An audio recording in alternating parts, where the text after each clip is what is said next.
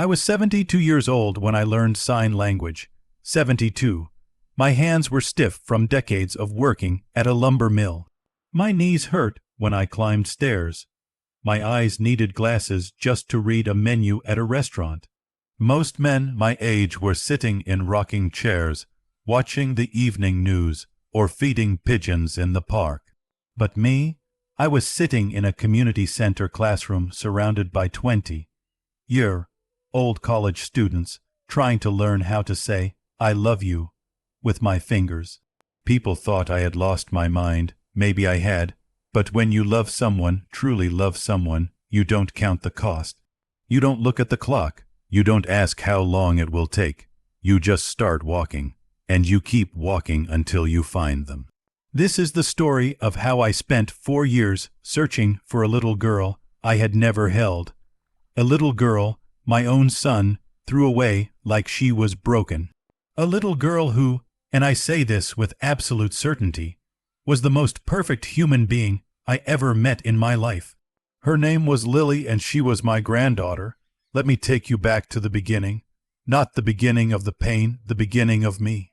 My name is Harold James Whitmore. I grew up in a small town in rural Ohio, the son of a coal miner and a school teacher. We didn't have much. We had a small house with a leaky roof and a kitchen that smelled like cornbread and coffee. But we had love. My parents, God rest their souls, they loved each other fiercely, and they loved me the same way. I carried that love into my own life. I met my wife, Eleanor, when we were both 19. She was standing at a bus stop in the rain, holding a broken umbrella and laughing at herself instead of crying. I thought, that woman knows something about life that I don't. I married her 11 months later. Eleanor and we built everything together. A small house, a vegetable garden in the backyard, and eventually a family. We had one child, our son Marcus. Marcus was our whole world. We poured everything into that boy. Good schools, baseball games, family vacations, bedtime stories, Sunday dinners. Eleanor used to say, "Harold, we may not be rich, but Marcus will never question whether he is loved," and she was right. He never questioned it. Maybe that was our mistake. Maybe we made it too easy. Maybe we gave him everything so gently that he never learned what it costs. Never learned what it means to fight for someone who can't fight for themselves. I don't know. What I know is that Marcus grew up, went to college, became an accountant, made good money, and married a woman named Vivian. Vivian was beautiful, smart, well-dressed. She came from a family with money, not old money, but new money. The kind of people who care very much about appearances, about what the neighbors think, about how things look rather than how things are. I tried to love Vivian. Eleanor tried harder, but Vivian was cold in the way that certain people are cold. Not mean, exactly. Just distant, like a house with all the lights on but nobody home. Still, I kept my opinions to myself. Marcus loved her. That was enough for me. They got married on a Saturday in June. Beautiful wedding. Open bar, 3-tier cake, and 2 years later, Vivian became pregnant. I remember the phone call like it was this morning. It was a Tuesday. I was in the backyard pulling weeds when my cell phone rang. It was Marcus. "Dad," he said. His voice was strange, flat, like he was reporting weather. "Marcus, what is it, son? Is everything all right? Vivian had the baby." I dropped my gardening gloves right there in the dirt. My heart just leaped. She had the baby. "Marcus, that's wonderful. Is it a boy? A girl? Is Vivian okay?" There was a pause. A long, uncomfortable pause. "It's a girl," he said. "A girl." I laughed out loud. "Oh, Marcus, a little girl. Your mother is going to lose her mind with happiness, Dad." His voice cut through mine like a blade. "There's a problem." I stopped. What kind of problem? Another pause. "She was born. The doctors did some tests. She's deaf, Dad, completely deaf, born that way, both ears." I stood very still in my backyard. Now I want you to understand something. When I heard those words, she's deaf, my first emotion was not pity.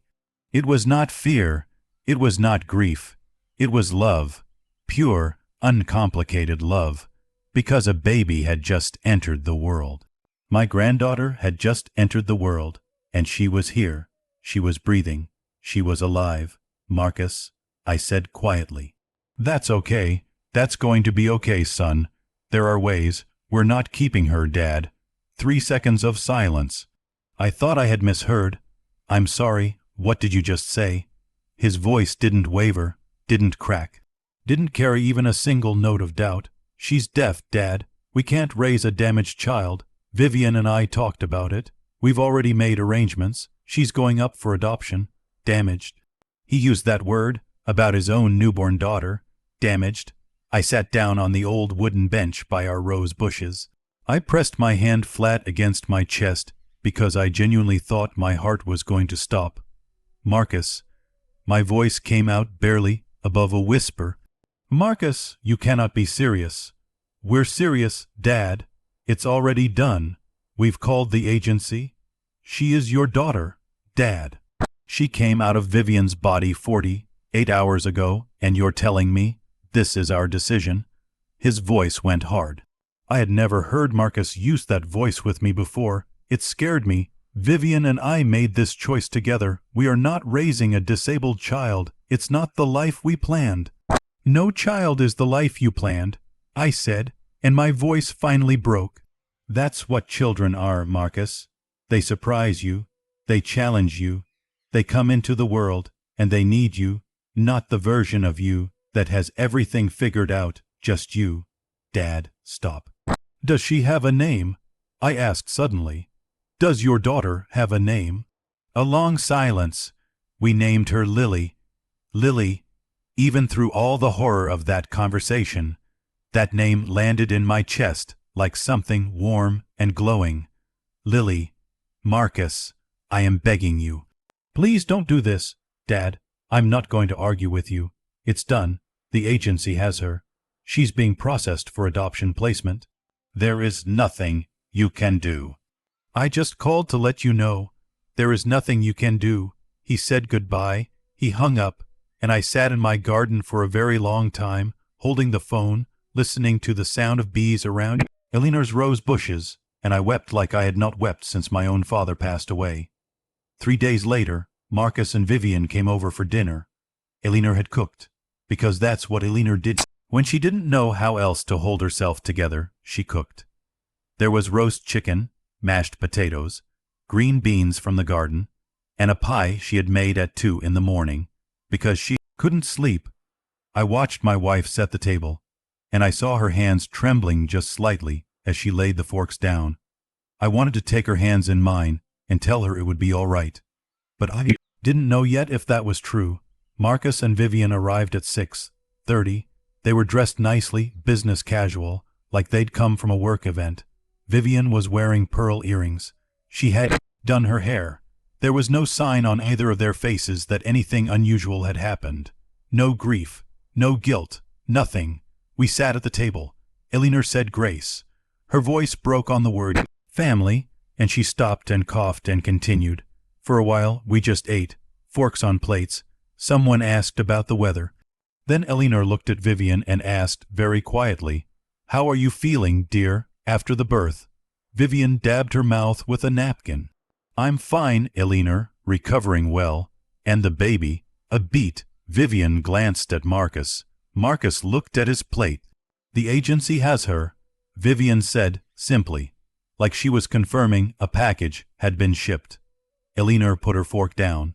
I watched my wife, my Elinor, who had never raised her voice at anyone in 60 years of life, and I saw something shift in her face. Something ancient and fierce. "Vivian," Elinor said, "that was your child." "Elinor," Marcus started. "No." Elinor's voice was very calm, which, if you knew Elinor, was actually more frightening than shouting. "I want to understand this. I want to understand how you sat across from me at this table and told me that baby is gone, and you are sitting here with pearl earrings and not a single tear." Vivian straightened. We made a rational decision. The child has a severe disability, deafness. I said it very quietly. Deafness is not a severe disability. It is a difference. Vivian looked at me like I had said something almost embarrassingly naive. Harold, she said, with the patience of someone explaining something to a slow child, do you understand what it costs to raise a deaf child? The therapies, the special schools, the interpreters. I know what it costs to bury one, I said. Silence, and I know which one is harder to survive. Marcus set his fork down. Dad, I understand you're upset, but we have made our decision. It's legal. It's done. I think it would be best if we all just... I want to find her. I looked at my son directly. Marcus, I want to find Lily. His eyes went cold in a way I had never seen before. You have no legal standing, Dad. You're not her parent. You can't just... I'm her grandfather. It doesn't matter. He said it with a kind of finality I still cannot fully describe. Not cruel, exactly, but absolute. Like closing a door, like locking it. She's been placed in the system. She will find a family, a good family. And we are asking you, respectfully, to let it go. Vivian nodded. She was looking at her pie. I looked at Marcus for a long time. My son, the boy I had carried on my shoulders at fairs, the boy I had sat next to in the emergency room when he broke his arm at age 9, holding his hand, telling him it would be okay. The boy for whom I had worked double shifts 3 winters in a row so he could have the winter coat he wanted. The boy I loved more than I had ever loved anything except Elinor. I looked at him, and I made a decision. I would not argue. I would not yell. I would not beg. But I would not let it go. Not ever. I stood up from the table. Excuse me, I said very politely, very quietly, and I walked out of my own dining room. I heard Vivian say something behind me.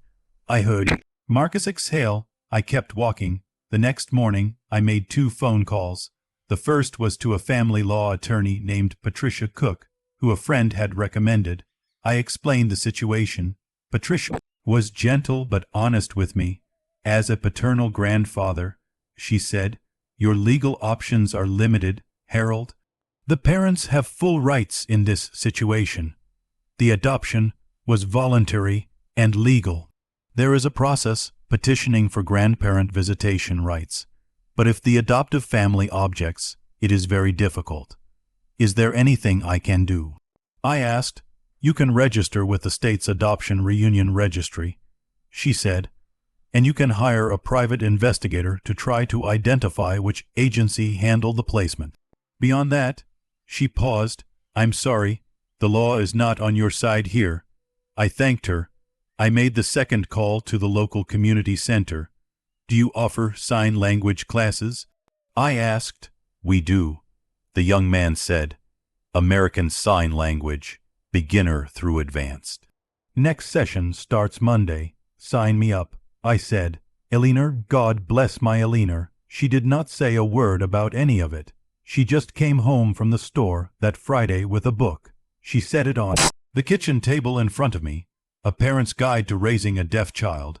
She sat down across from me, folded her hands, and said, Whatever you need, Harold. I'm with you. I reached across and held her hand.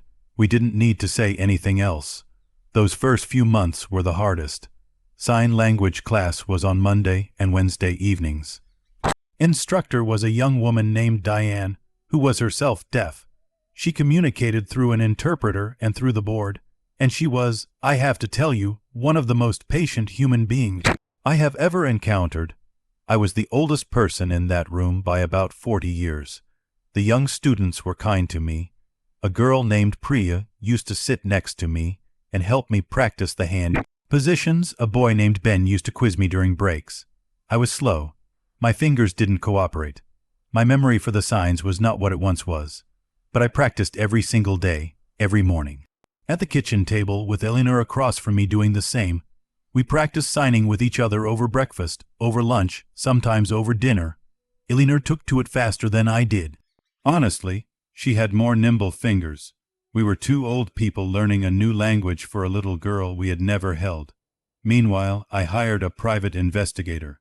His name was Roy. He was a former cop, quiet man, good at his job. I gave him everything I knew, the approximate date of the placement, the state, the agency name that Marcus had let slip once. Roy got to work.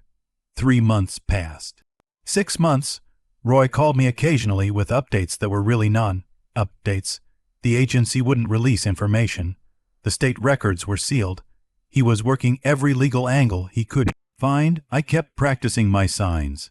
I kept sending letters to the state adoption registry.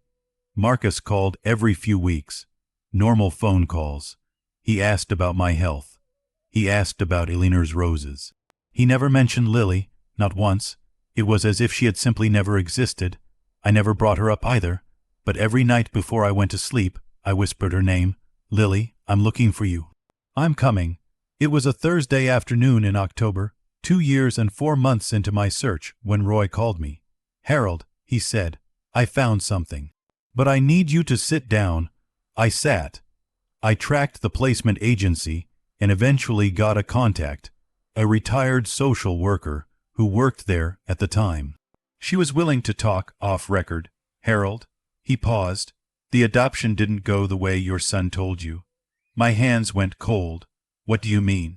When Lily, was first placed with the agency, they began the standard process. But a couple stepped forward almost immediately. A couple who specifically requested a deaf child. They had a deaf daughter themselves, older girl, 9 years old. They wanted a sibling who shared that experience. Okay, I said slowly. So she was adopted? That's just it, Harold. The couple who stepped forward, their name was Whitmore. The room tilted. I'm sorry, what? Whitmore? Sandra and Dean Whitmore. They live in Columbus. I pressed the phone against my ear so hard it hurt. Roy. That is not a common name, could it? I already checked.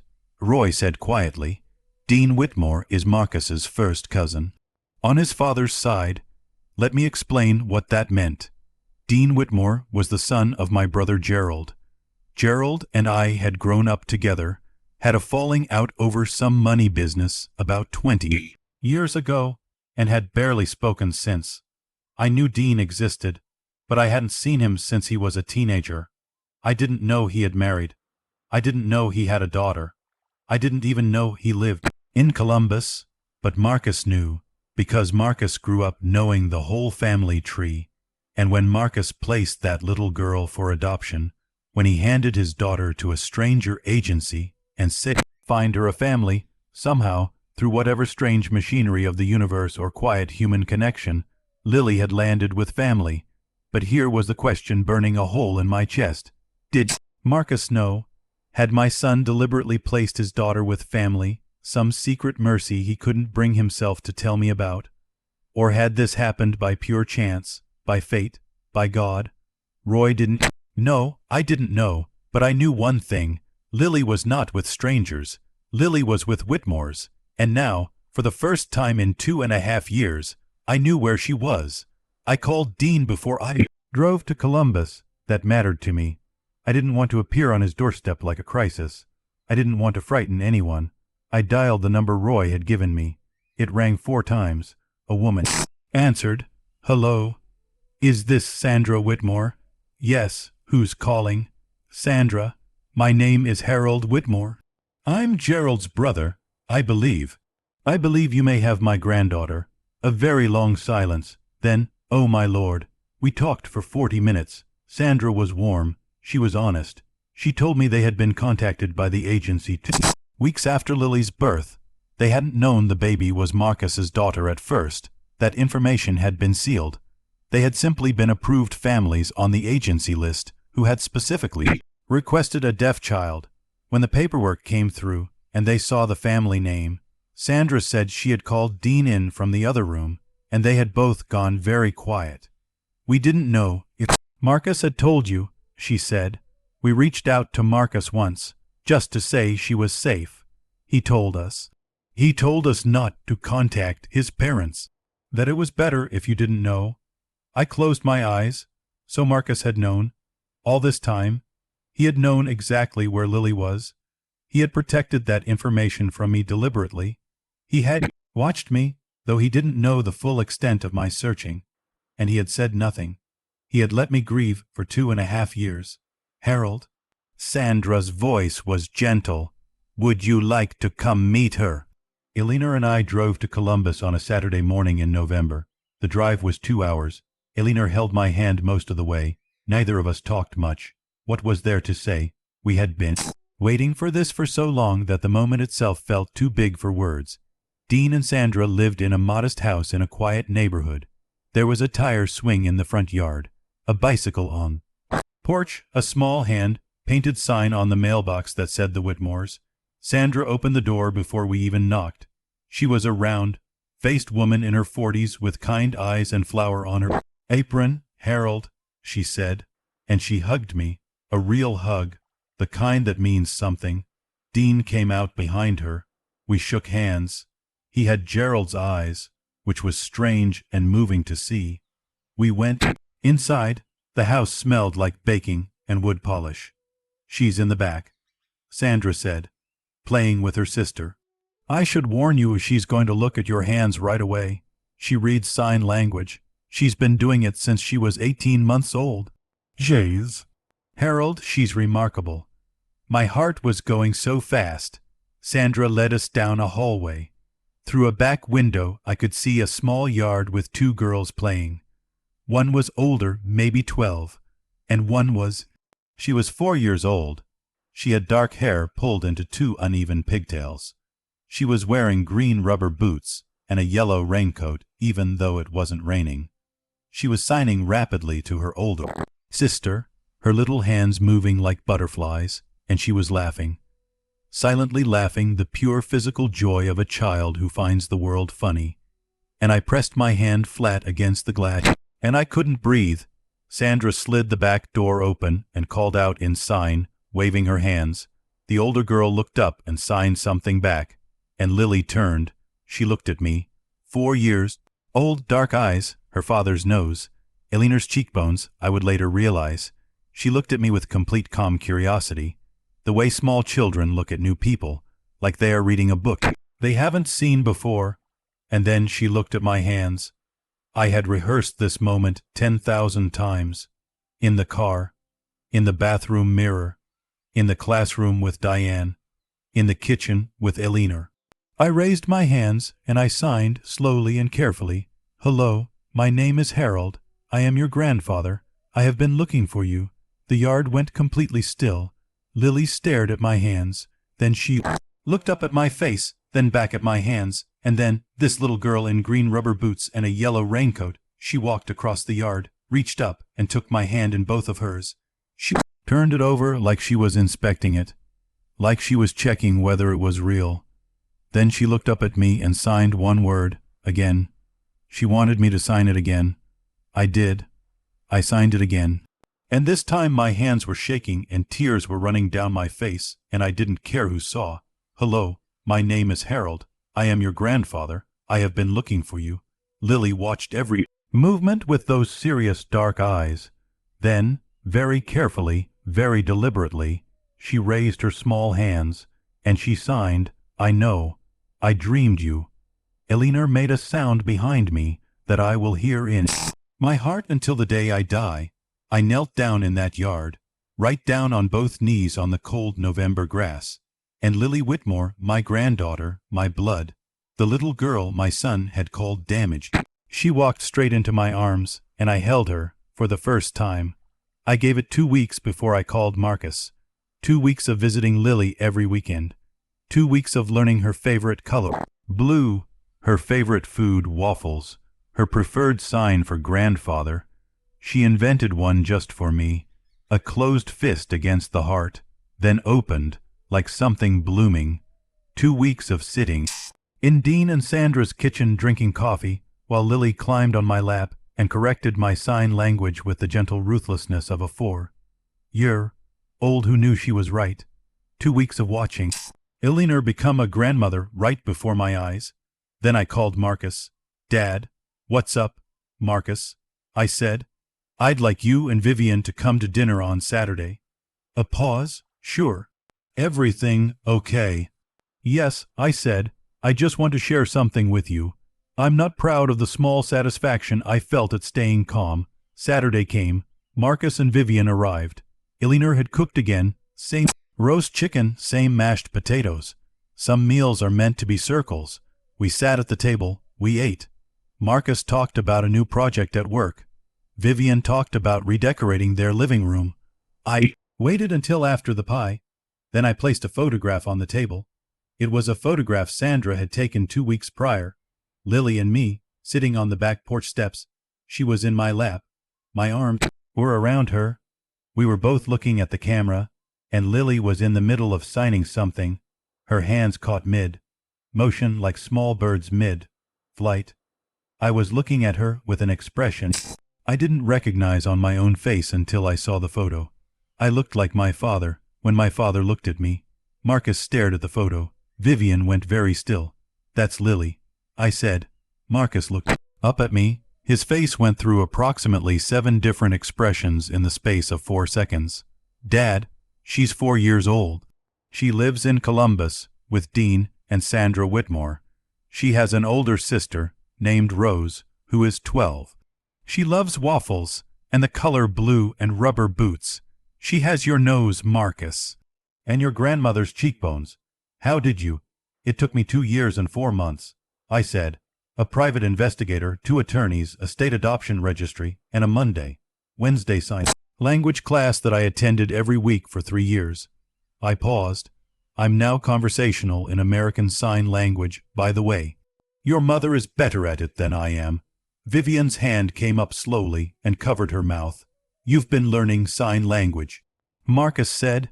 His voice was barely a whisper. I've been learning sign language, I said, because your daughter speaks it. And I intended to speak it too, because I intended to find her, and I did. The table was silent. She knows who I am, I said. She calls me grandfather. In her own sign, she made one up for me, a fist against the heart that opens like a flower. I demonstrated it right there at the dinner table. She did that herself. At 4 years old. She made a sign for me. Vivian was crying now, quietly, without making a scene about it. Just tears running down perfectly composed features. Marcus was looking at the photograph. He had picked it up at some point. He was holding it with both hands. She looks. He started, stopped, happy. I said, she looks happy. She looks like a child who is loved, which she is. Dean and Sandra are remarkable people. She's thriving, Marcus. Despite everything, she is thriving. Dad, his voice cracked. I didn't know you.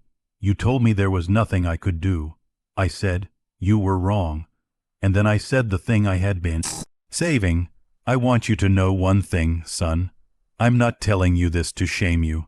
I'm not telling you this to start a war. I'm telling you because you are my child and I love you. And love requires honesty. I leaned forward. You called her damaged. Your own daughter. You used that word. And I want you to understand, I need you to truly understand, that the only thing broken that day was not a baby girl who couldn't hear. It was the promise every parent makes when a child is born. I will love you no matter what. That promise broke. And you were the one who broke it. No one spoke. She is not damaged. I said, she is extraordinary. And someday, when you are ready, if you are ever ready, I will take you to Columbus and you can see that for yourself. But that is your choice. What is not your choice anymore is pretending she doesn't exist, because she does. She is here, she is real, and she has a grandfather who loves her. I stood up. Thank you for coming to dinner. I said, drive safe. Marcus called me 6 times in the 2 weeks that followed. I answered everyone. He didn't have speeches prepared. He didn't have excuses that held water. He mostly just talked, or tried to. He kept starting sentences and stopping them. I didn't realize, and I thought at the time that, and Vivian and I have been, I listened, every time. I didn't let him off the hook, but I didn't hang up on him either. About 3 weeks after that dinner, Marcus called on a Sunday evening. I could hear that something was different. His voice was quieter, slower. Dad, he said, Vivian hasn't been sleeping.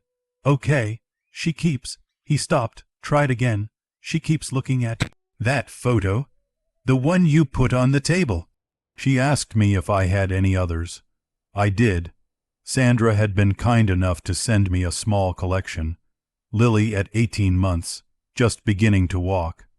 Lily at 2, signing her first full sentence. Lily at 3 at her birthday party. Lily at 4 on the first day of her deafing, inclusive preschool, wearing a backpack twice her size and grinning like she owned the world. I mailed them to Marcus. Without a word, he called me the next morning. He was crying. He cried for a long time. I didn't try to stop him. Some things need to come out the long way. When he finally could speak, he said, Dad, I need you to know that I know. I know what I did. I know what it was. I've been telling myself for 4 years that it was the right thing, the rational thing, the responsible thing. And sitting here looking at these photos of my daughter, Dad, he stopped. She has my eyes. He said, I can see it. Even in the photos, she has my eyes. She does. I said quietly, I want to meet her. His voice broke again. I know I don't deserve to. I know that. But, Dad, please, is there any possibility? That's not my decision, Marcus. That belongs to Dean and Sandra. And eventually it belongs to Lily herself. I know. I'll talk to them. I said, I make no promises. But I'll talk to them. It took 8 more months. 8 months of careful conversations with Dean and Sandra. 8 months of their own careful conversations with their family therapist. 8 months of Lily's counselor, yes. Lily had a counselor, because Dean and Sandra were the kind of parents who take that seriously, being consulted on whether and how to introduce this chapter of Lily's story to her. 8 months, and then, on a Saturday in August, Marcus and Vivian drove to Columbus. I was already there. I had told Lily the week before in sign, your first family wants to meet you. You don't have to, but I wanted you to know. She had thought about it for a long time. Long for a 5-year-old anyway, maybe 30 seconds. Then she had signed, will you be there? Yes. I signed back, I will be there the whole time. She had nodded, like a small person making a large decision. Okay, she signed. I won't describe that meeting in full. Some things are too private, even for stories, but I will tell you this. Marcus walked into Dean and Sandra's living room and saw Lily for the first time. And Lily, coached by no one, following some instinct we can't explain, looked at him carefully for a long moment. Then she looked at me, then back at him. She signed something. I translated for Marcus because he didn't know sign language. She says you have her same eyes, I told him. Marcus put his hand over his mouth. Vivian, standing beside him, made a sound I don't have a word for. Something between a sob and a gasp, like something cracking open that had been sealed too long. Lily watched them both. Then she turned to me and signed. I translated. She's asking if they're sad. Marcus nodded. He couldn't speak. Lily watched his nod. Then she walked to the coffee table, picked up a piece of paper, and drew something quickly with a red crayon. She walked over and handed it to Marcus. It was a heart, lopsided 5-year-old's heart, but a heart. Marcus held that piece of paper and wept in a way that I believe did something important to him, something necessary. I am 76 years old now as I tell you this story. My knees still hurt on stairs. My eyes still need help reading menus. But my hands, my old stiff lumber mill hands, they speak a language now that I never imagined they would. They can say things in ASL that I sometimes cannot find words for in English. They can say I love you, and I'm proud of you, and you are not broken, you are beautiful, in a way that Lily understands in her bones. She is 8 years old now. She is, as I told you at the beginning, and will tell you again at the end, the most extraordinary human being I have ever known. She is sharp and funny and stubborn and creative. She draws, she dances not to music, but to rhythm she feels through the floor. She is the top reader in her class at her school. She has opinions about everything and will sign them to you at length, whether you asked or not. She calls me grandfather with that sign she invented, the fist that opens like a flower. I call her my heart, Eliner my Eliner, who learned sign language at 70 years old for the granddaughter she had never met, passed away 18 months ago, peacefully in her sleep in our bed. Before she went, Lily came to see her.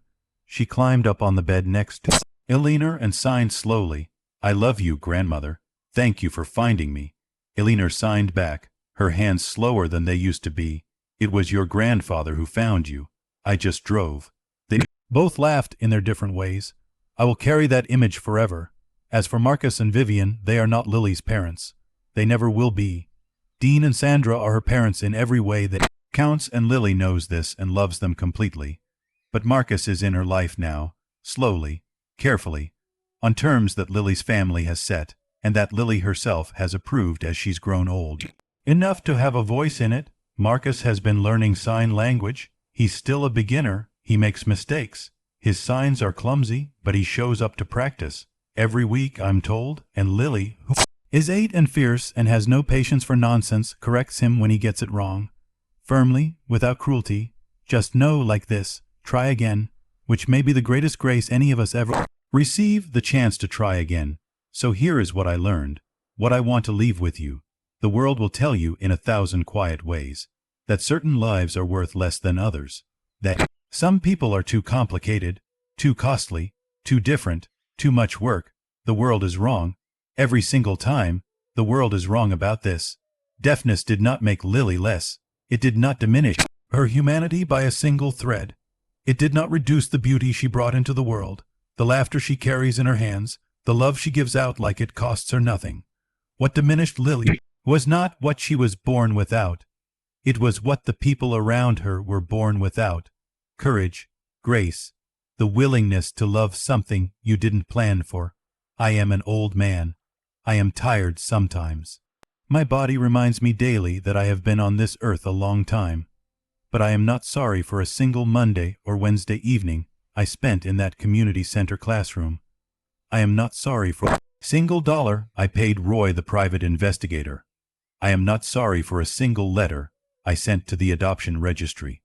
I am not sorry for a single mile I drove to Columbus, because on the other side of all of it was a little girl in green rubber boots and a yellow raincoat, and she was worth every single step.